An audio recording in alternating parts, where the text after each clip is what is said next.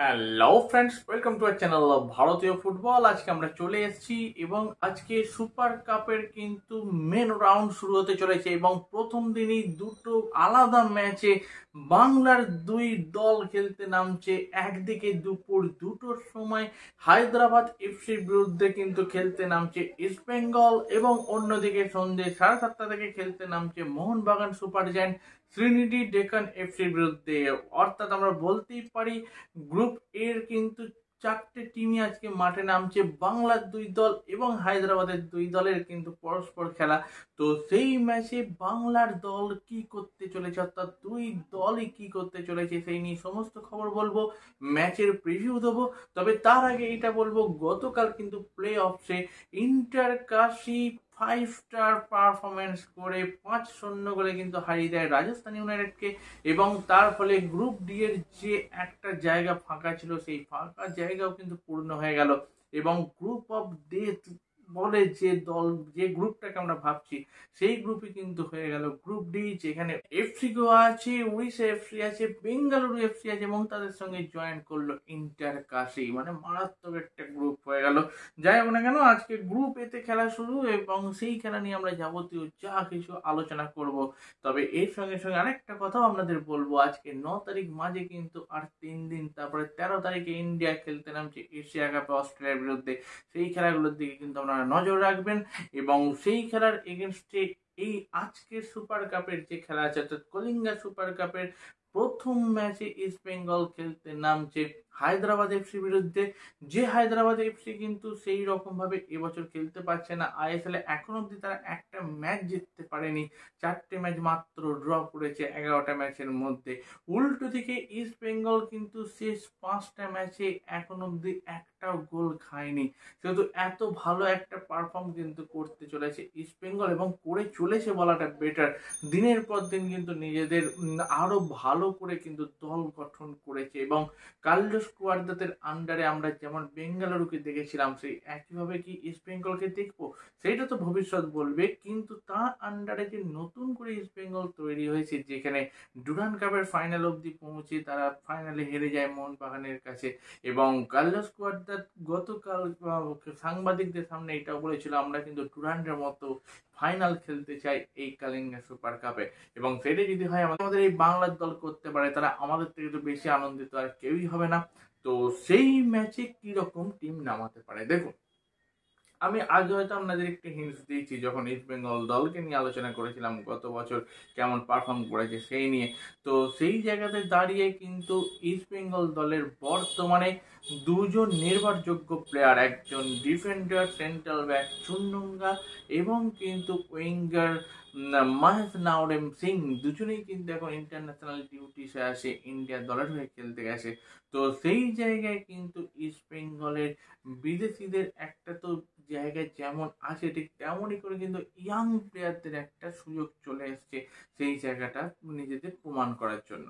তাহলে আমরা যদি একটু আলোচনা করি যে আজকে দল কেমন হতে পারে, দেখুন কালিঙ্গা সুপার কাপে 6টা করে বিদেশি খেলতে পারে, সেহেতু আমরা আশা করছি ইস্ট বেঙ্গল হয়তো তাদের বিদেশি পুরো শক্তিকে নিয়ে নামবে। তারপরেও আমাদের যেটুকু মনে হয় সেই হিসাবে দল কিন্তু আমি আপনাদের সামনে এখন তুলে ধরছি।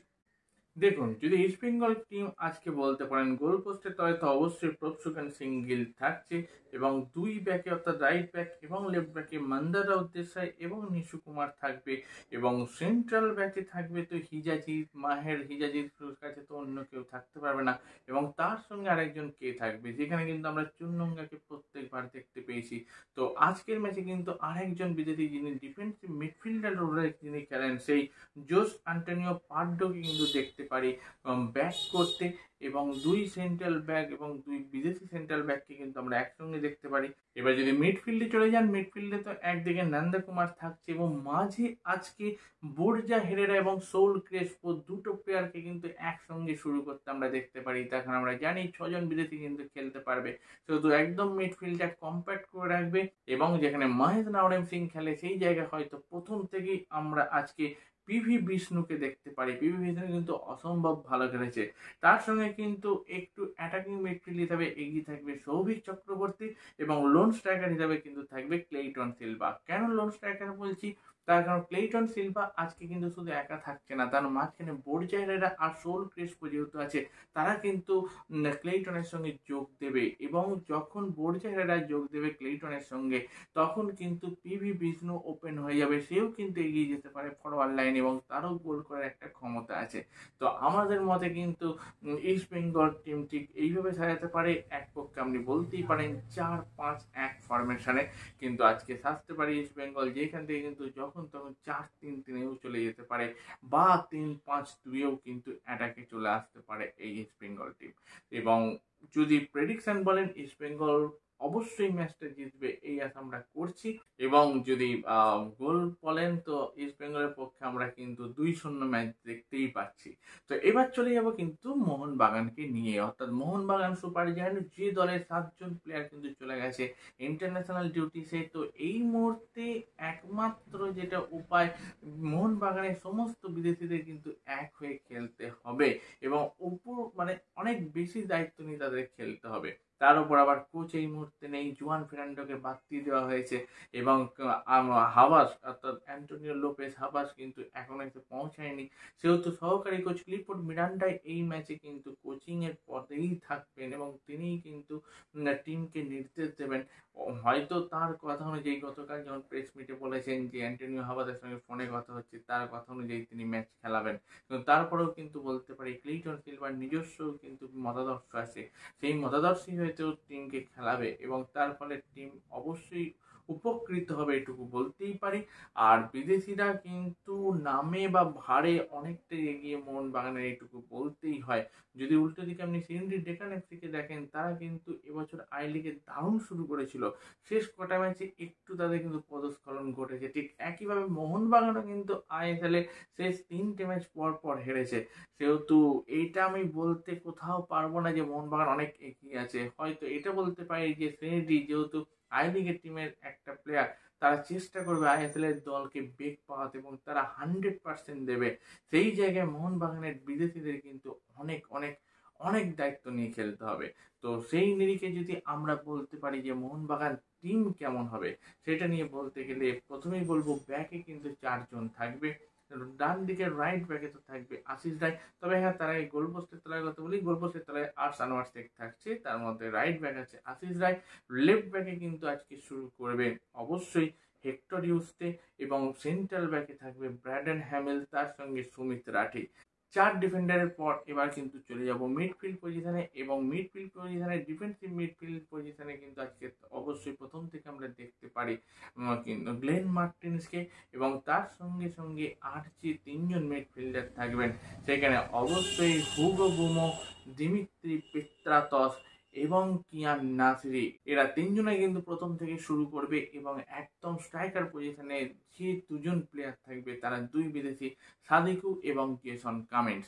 আর যদি গ্লেন মার্টিন্সের খেলার কোথাও একটু প্রবলেম থাকে বা তার শরীরের ক্ষেত্রে যদি তার খেলার মধ্যে না যায়, তাহলে কিন্তু প্রথম থেকে রবি বাহাদুর রানাকে আমরা দেখতে পারি, তখন কিন্তু ডিফেন্সিভ মিডফিল্ডার পজিশনটায় খেলবে হুগো বুমো, এইটুকু বলতেই পারি। তো আমার মনে হয় প্রথম থেকেই আজকে কিন্তু খেলতে চলেছে কিন্তু গ্লেন মার্টিন্স। আর একটা ভালো খবর, আনোয়ার আলী কিন্তু কালিঙ্গা সুপার কাপের টিমের সঙ্গে উড়ে গেছে উড়িষ্যা এবং তাদের সঙ্গে প্র্যাকটিসও করছে।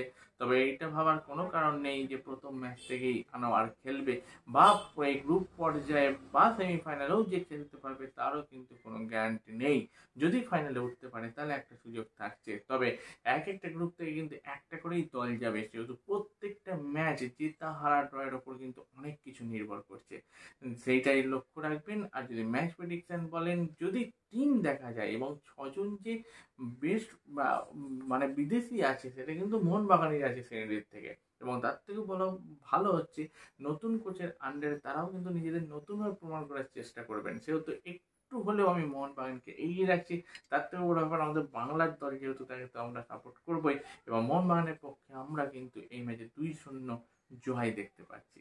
এই বলে এখনকার জন্য ম্যাচ প্রিভিউ এর খবর শেষ করছি। এর পরের প্রতিবেদন তো ম্যাচ রিভিউ নিয়ে আসবো, তার সঙ্গে সঙ্গে অনেক ভারতীয় ফুটবল শর্টস আসছে, সেগুলো দেখতে থাকুন। ততক্ষণের জন্য আমরা চললাম।